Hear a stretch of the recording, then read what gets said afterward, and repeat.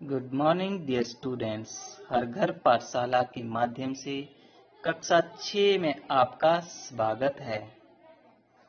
प्यारे बच्चों, कक्षा 6 का सामाजिक विज्ञान में हम आज पढ़ रहे हैं सामाजिक एवं राजनीतिक जीवन भाग 1 का लेसन नंबर 7, जिसका नाम है नगर प्रशासन। इसके 3 वीडियो आप पहले देख चुके हैं और आगे क्या लेसन हम जारी रखेंगे। आपने लेसन की शुरुआत जो कोई कहानी से शुरू करी है, जिसमें कुछ बच्चे हम वो गली में खेल रहे थे और उनकी बॉल जो है वो लगने से गली की ट्यूबलाइट टूट जाती है। बच्चे चिंतित हैं कि अब उन्हें जुर्माना देना पड़ेगा, मगर वो किसे देंगे। इसी बात को जानने के लिए वो एक अपनी फ्रेंड की माँ है, उसके घर जाते हैं, उससे पूछते हैं और वो उन्हें नगर निगम के बारे में बताती है कि ये नगर निगम का काम है ट्यूबलाइट इत्यादि को लगाना, मगर वो ज्यादा नहीं बता पाती है। तो वो एक उसकी फ्रेंड है यास्मीन खाला, उसके पास भेज देते हैं, क्योंकि वो नगर निगम से रिटायर्ड हुई है। और फिर वो बच्चे उसके पास जाते हैं और नगर निगम के बारे में विभिन्न प्रकार की जानकारियां जो वो इकट्ठी करते हैं।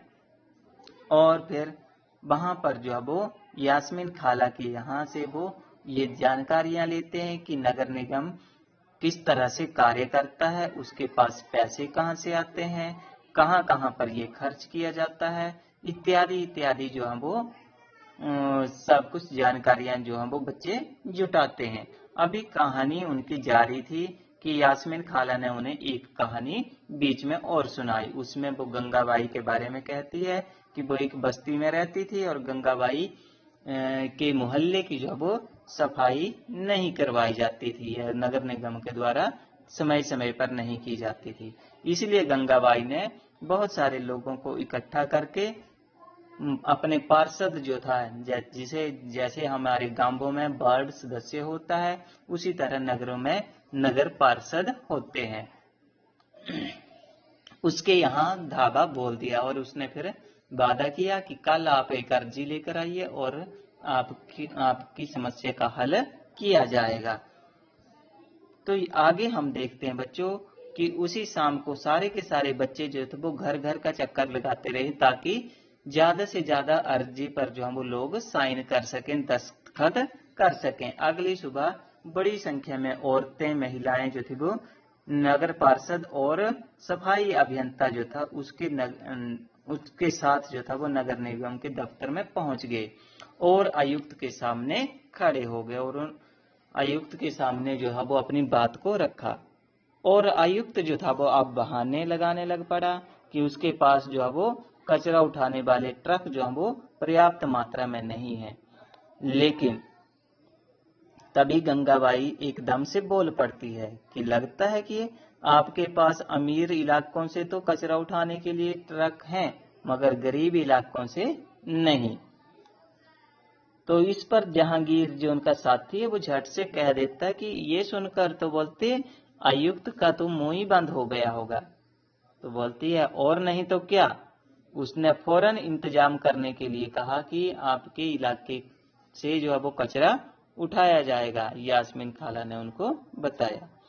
गंगाबाई ने आयुक्त को चेतावनी दी कि अगर 2 दिन के अंदर ये काम शुरू नहीं होता सफाई का, तो नगर निगम के दफ्तर के सामने जो है वो बड़ी संख्या में महिलाएं धरना प्रदर्शन करेंगी। तो बच्चे पूछते हैं, रेहाना पूछती है कि क्या फिर गलियों की सफाई होना शुरू हो गई। तो बोलती है कि 2 दिन तक तो कुछ नहीं हुआ, और वो तो जब तक एक बहुत बड़ा समूह ने विरोध प्रदर्शन नहीं किया तब तक ये काम शुरू नहीं हुआ। बाद में बहुत सारी नारेबाजी के बाद जो था वो ये कार्य जो था वो शुरू हुआ सफाई का। तो बच्चे बोलते हैं कि ये तो बिल्कुल जैसे बॉलीवुड की फिल्मों में होता बोलता अंत में कि बहुत सारा विरोध प्रदर्शन के बाद मालिक या फिर जो नगर निगम है उसे हार माननी पड़ी, तो वैसे ही हुआ बोलते ये तो वे अपने आप को जो वो नेतृत्व करने वाली गंगाबाई की भूमिका में देखने लगी। ये रेहाना की बात हो रही है।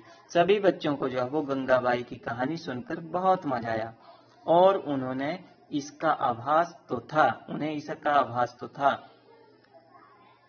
खाला हंसने लगी और बोली कि अरे नहीं नहीं, ये तो नगर निगम ने ही सुझाव दिया था कि हम जो है वो खाने पीने और गलने सड़ने वाली चीजों को जो है वो एक कूड़ेदान में डालकर रखें, और दूसरी जो चीजें हैं जैसे प्लास्टिक है, कांच, लोहा इत्यादि जो न गलने सड़ने वाली चीजें हैं, उसके लिए दूसरे कूड़ेदान लगाया जाए।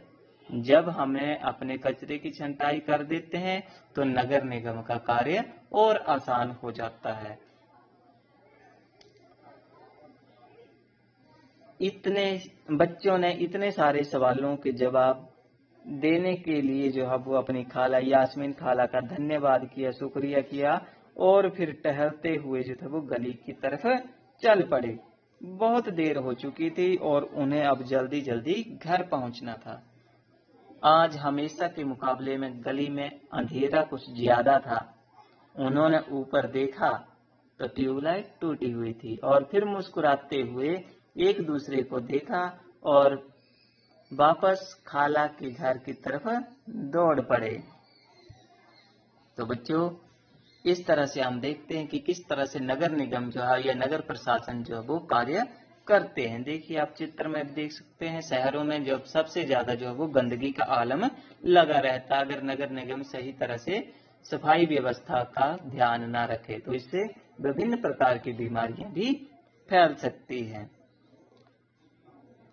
तो बच्चों, आइए कुछ सोचते हैं और उसके बारे में आपको लिखना है।